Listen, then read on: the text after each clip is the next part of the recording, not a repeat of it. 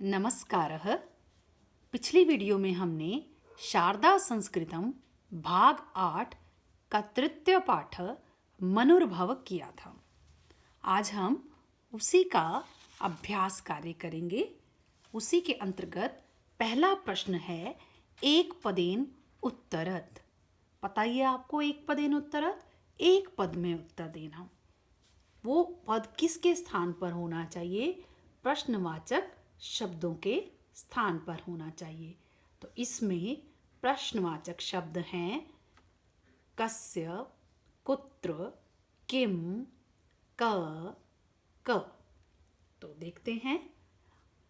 अस्मिन् संसारे कस्य महत्वं प्राचीन कालात् अस्ति। इस संसार में किसका महत्व प्राचीन काल से है? ज्ञान का। तो कस्य के स्थान पर आ जाएगा ज्ञानस्य। षष्ठी विभक्ति है ये, ज्ञान का। सृष्टि संपूर्णं ज्ञानम कुत्र अस्ति। सृष्टि का संपूर्ण ज्ञान कहाँ है? वेदों में, वेदेषु। 4 वेद हैं, इसलिए सप्तमी बहुवचन। ऋचा नाम समूह किम कथ्यते। ऋचाओं का समूह क्या कहलाता है? सूक्तम।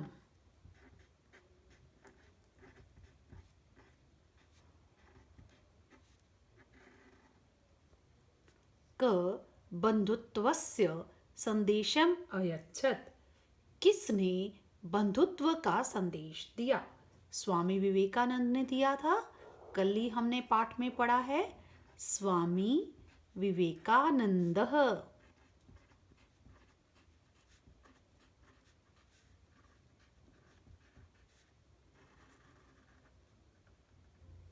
वेदों का मुख्य संदेश क्या है? मनुर्भव, वही हमारे पाठ का नाम है। मनुष्य बनो। ये हुए एक पदेन उत्तरत। दूसरा प्रश्न है पूर्ण वाक्येन उत्तरत। पूर्ण वाक्य से उत्तर दीजिए। वेदेषु के विषया उल्लिखिता सन्ति। वेदों में कौन से विषय उल्लिखित हैं? कौन कौन से विषयों को लिया गया है? तो कल ही पाठ में पढ़ा है आपने। अगर अभी प्रॉब्लम आए तो आप पुस्तक में से देख सकते हो। वेदों में अब के स्थान पर आना है जो चीज़ें भी, जो विषय उल्लिखित हैं। कौन कौन से हैं? वनस्पति विज्ञानम,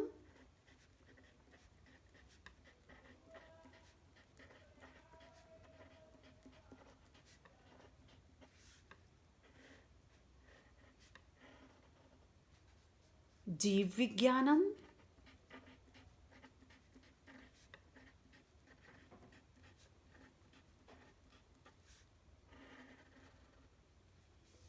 चिकित्सा,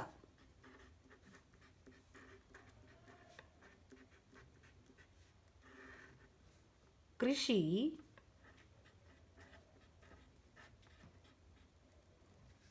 उद्योग,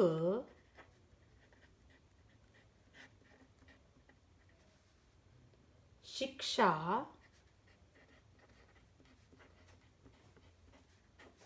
व्यवहार,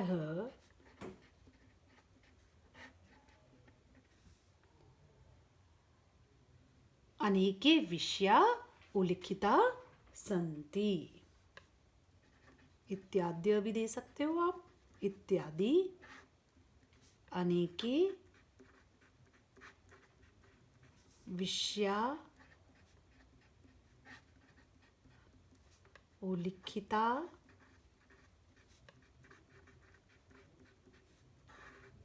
सन्ति। ये प्रश्न में से ही आ जाएगा। वेदों में वनस्पति विज्ञान, जीव विज्ञान, चिकित्सा, कृषि, उद्योग, शिक्षा, व्यवहार आदि अनेक विषय उल्लिखित हैं।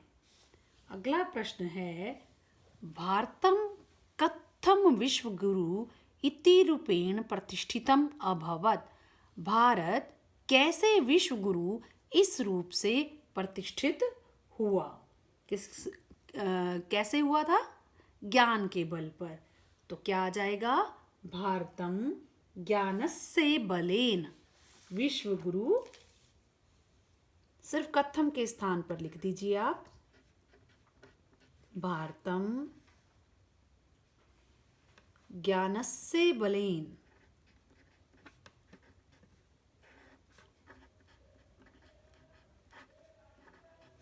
विश्व गुरु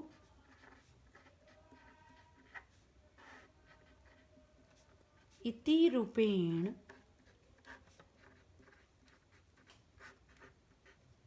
प्रतिष्ठितम अभवत्।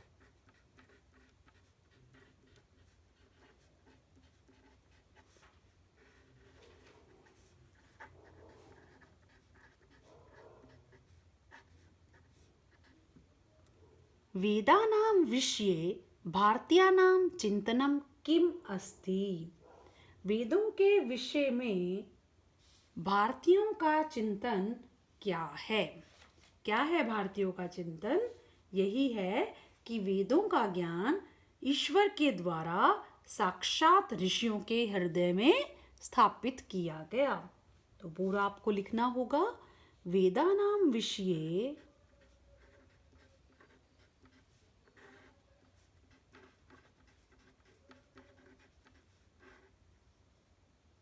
सर्वेषां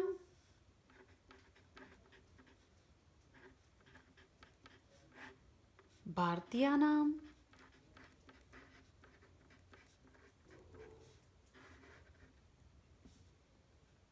चिंतनम अस्ति यत्।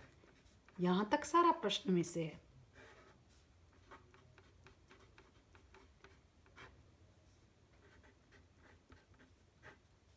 यत् वेदानां ज्ञानम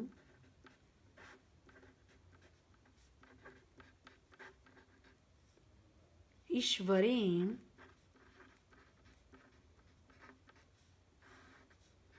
साक्षात ऋषीणां हृदये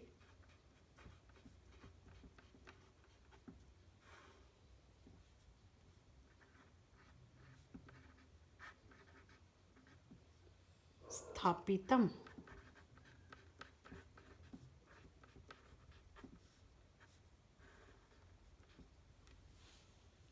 प्राचीन काले जना कथम जीवनम यापयन्ति स्म। चौथा प्रश्न है, प्राचीन काल में लोग कैसे जीवन यापन करते थे?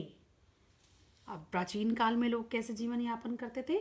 परस्पर मित्रता के भाव से रहते थे, मैत्री भाव से रहते थे और अपने ही कमाए धन से संतुष्ट जीवन का यापन या संतुष्ट जीवन बिताते थे।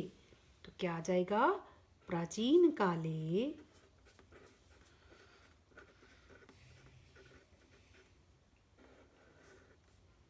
जना परस्परम मैत्री भावेन जीवन्ति स्म।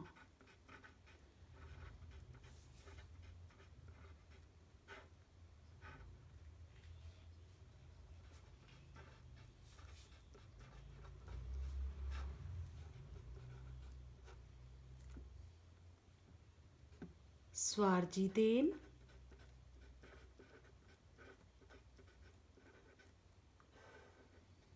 अपने कमाए धन से ही, धनेन एव, अपने कमाए धन से ही संतुष्ट होकर या संतुष्ट हुए हुए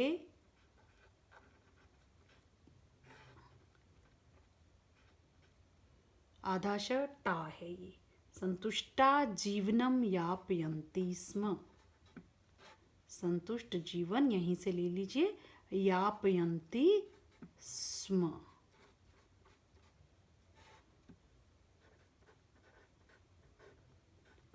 प्राचीन काल में लोग आपस में मित्रता के भाव से जीते थे, अपने कमाए धन से ही संतुष्ट हुए हुए जीवन को बिताते थे। अगला प्रश्न है,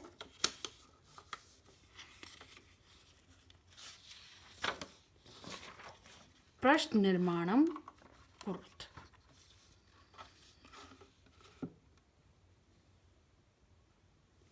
प्रश्न निर्माण आपने वीडियो से सीख ही लिया है कि संस्कृत में प्रश्न निर्माण कैसे करें। उन्हीं नियमों का प्रयोग करके आपने प्रश्न निर्माण करना है। बहुत ही आसान हो गए हैं अब प्रश्न निर्माण करने, अगर आपने उस वीडियो को देख लिया हो तो इसमें स्थूल पदों को देखना है आपने। स्थूल पद माने मोटे अक्षर हैं। सर्वासु मुख्य भाषासु मोटा अक्षर है। ये क्या है ये देखना है हमें। कौन सी शब्द रूप का कौन सी विभक्ति है ये।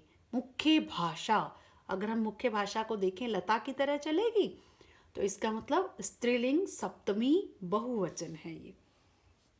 जब स्त्रीलिंग सप्तमी बहुवचन है तो हमें किम शब्द रूप स्त्रीलिंग सप्तमी बहुवचन ही लेना है।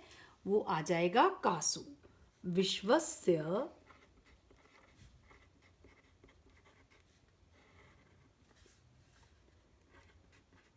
कासु, विश्व की किन में वेदों का अनुवाद हुआ। वेदानाम अनुवादः अभवत्।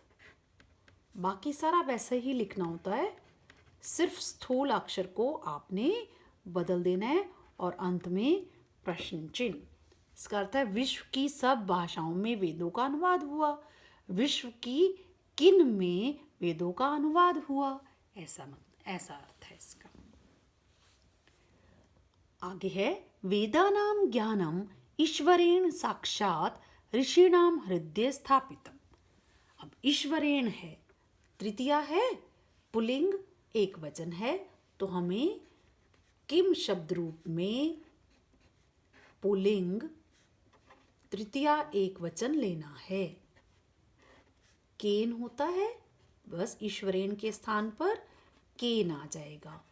केन साक्षात ऋषिणाम हृदय स्थापितम।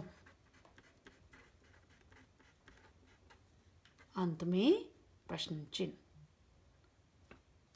अगला है, ये ध्यान दें, पहले दूसरे में ही ईश्वरेण है तो आप ये मत सोच लें कि केन आएगा। केन ही आएगा। क्यों?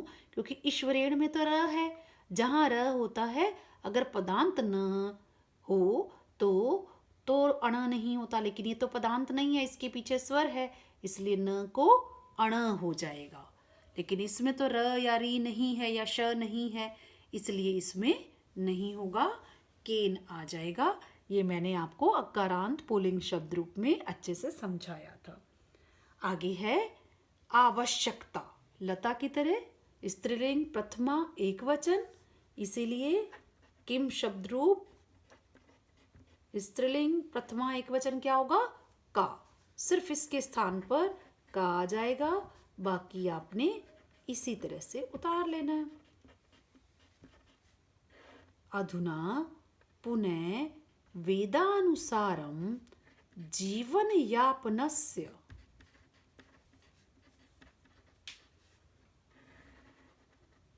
का अस्ति। अंत में प्रश्न चिन्ह।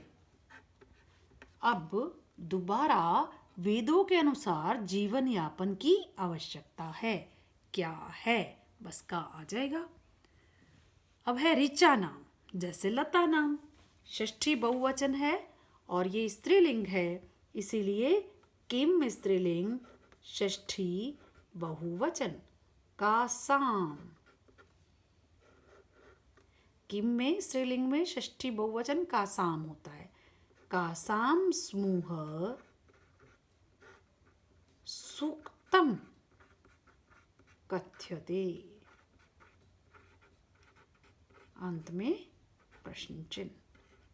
ऋचाओं का समूह सूक्त कहलाता है। किन का समूह सूक्त कहलाता है? अगला प्रश्न है,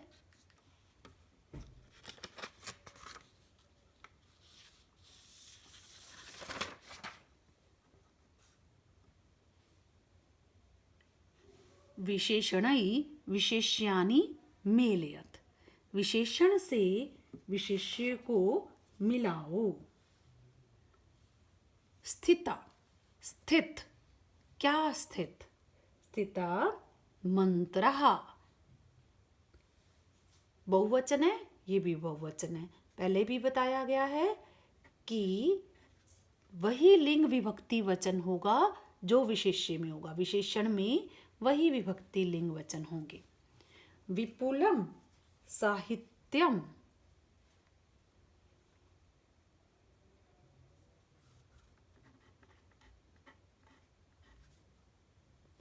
स्वार्जितेन धनेन, तृतीया एक वचन है।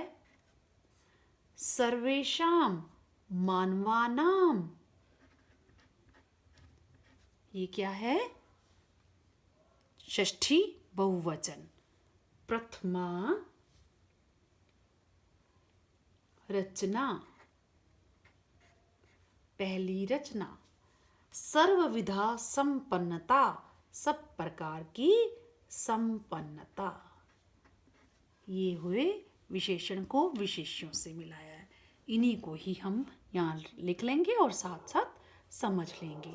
स्थिता मंत्रा, स्थित मंत्र।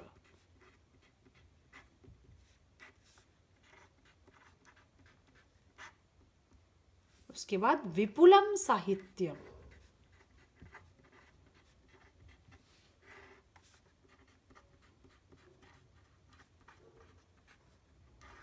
बहुत बड़ा साहित्य। स्वार्जितेन धनेन, अपने कमाए हुए धन से। सर्वेषाम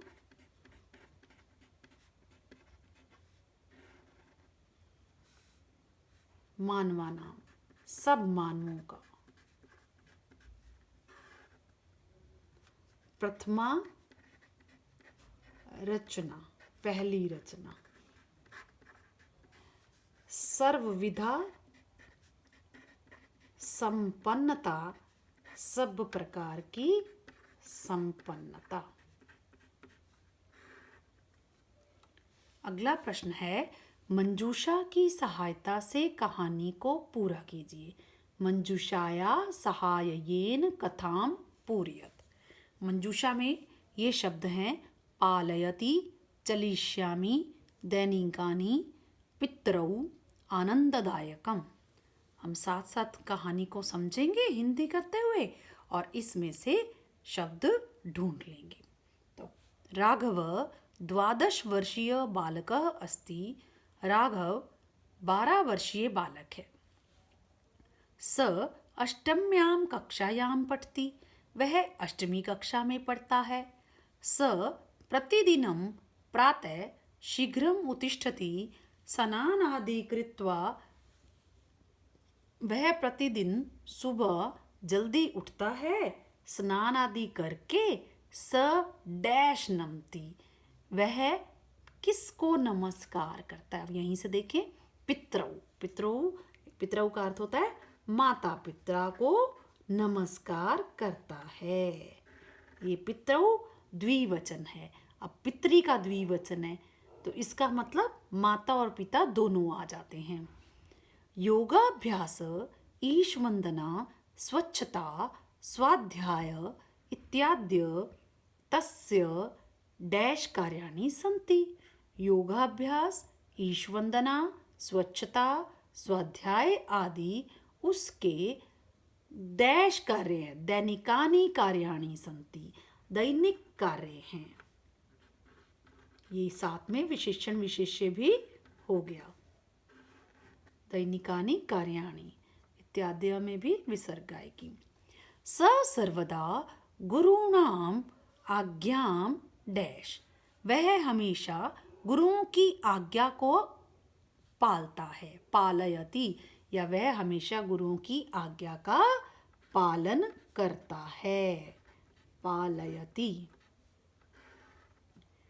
स सर्वदा निर्धनानां सहायं करोति, वह हमेशा निर्धनों की सहायता करता है। स सर्वैः सह मधुरं वदति, वह सबके साथ मीठा बोलता है। राघव गृहे कदापि व्यर्थं कालं न यापयति, राघव घर में कभी व्यर्थ समय नहीं बिताता। तस्य स्वप्नमस्ति, उसका स्वप्न है। यत् कि अहम सर्वदा वेद मार्गे एव चलिष्यामि, वैसे भी अहम आ गया, आमी आएगा, इसका मतलब उसका स्वप्न है कि मैं हमेशा वेद मार्ग पर ही, वेद के रास्ते पर ही चलूंगा, चलिष्यामि।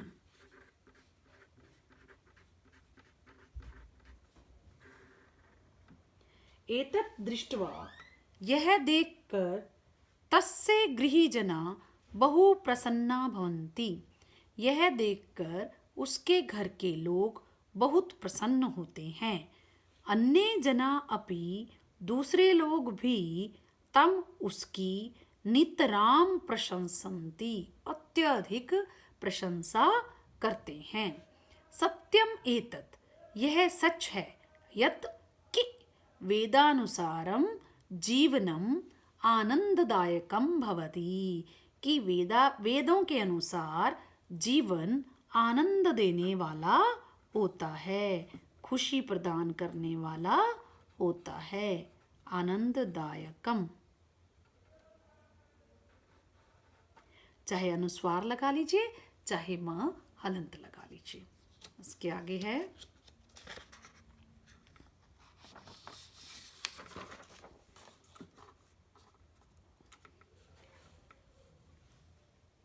उदाहरण अनुसारम मंजुषात पदानि प्रयुज्य वाक्य निर्माणम कुरु। अब उदाहरण के अनुसार मंजूषा से पद चुनकर पदों का प्रयोग करके वाक्यों का निर्माण करना है। हमारे पास 5 वाक्यों के लिए स्थान दिया गया है और एक हमारे पास उदाहरण भी है। अभी वाक्य निर्माण आपको अच्छे से आते नहीं होंगे, कुछ तो ध्यान होंगे, जैसे लट लकार है, लंग लकार है, किसके लिए प्रयोग किया जाता है, ये सब पता है आपको, धातु रूप वाले उसमें बताया भी है वीडियो में। तो बहुत जो सरल वाक्य हैं वो हम 5 कर लेते हैं, बाकी जब वाक्य रचना करवाएंगे तब बाकी कर लेंगे। तो सबसे पहले पर्यावरण संरक्षणम। पर्यावरण संरक्षणम अस्माकं नैतिकं कर्तव्यम अस्ति। पर्यावरण का संरक्षण, पर्यावरण को बचाना हमारा नैतिक कर्तव्य है। आगे है नित्यम। अगर हम नित्यम का लेते हैं तो नित्यम माने होता है हर रोज, कुछ भी ऐसा ले सकते हो जो आप बना सकते हो। नित्यम स्नानम कुरु, हर रोज स्नान करो।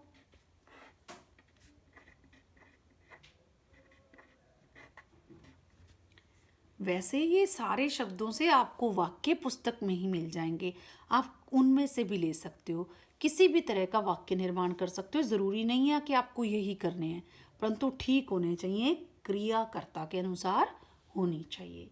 उसके बाद हम कर लेते हैं वृक्षः।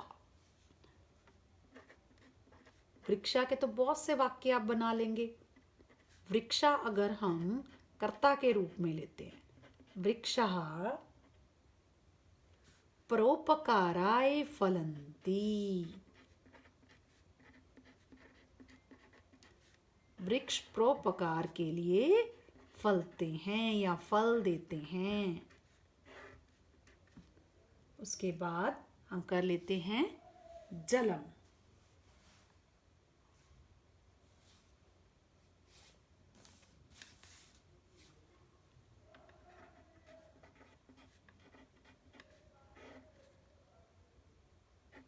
जलम का भी आप बहुत सारे बना सकते हैं। इसी को ही अगर आप कर्ता मान लीजिए, जलम, जल ही जीवन है, बना सकते हो। जलम एव जीवनम अस्ति, या जल जीवन के लिए आवश्यक है, ये भी बना सकते हो। जलम जीवनाय आवश्यकम,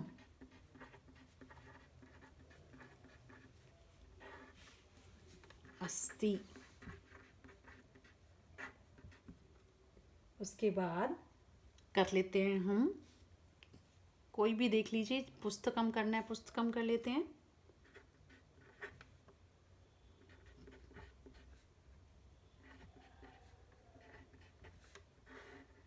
पुस्तकम। अब आप कौन सी पुस्तक कर रहे हो? शारदा संस्कृतम कर रहे हो? यही लिख लेते हैं, शारदा संस्कृतम पुस्तक का नाम है। इसको कोमा में डाल लीजिए, शारदा संस्कृतम एकम श्रेष्ठम पुस्तकम अस्ति। शारदा संस्कृत एक अच्छी पुस्तक है। उसके बाद विद्यालय, विद्यालय से भी आप बहुत सारे बना सकते हो अपने आप, कुछ भी बनाओ। मेरा विद्यालय बहुत सुंदर है, मेरा विद्यालय विशाल है, कुछ भी ऐसा आप बना सकते हो। तो मम विद्यालय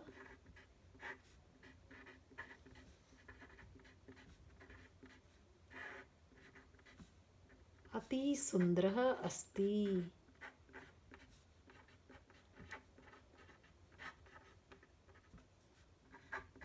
मम विद्यालय विशालः अस्ति। इस तरह से भी बन सकता है। तो ये हुए, बाकी जितने भी रह गए हैं आप खुद प्रयास कर सकते हो, और कोई अगर कठिनाई आती है पूरे अभ्यास कार्य में तो आप कमेंट करके पूछ सकते हो। यहाँ अभ्यास कार्य समाप्त हुआ। धन्यवाद।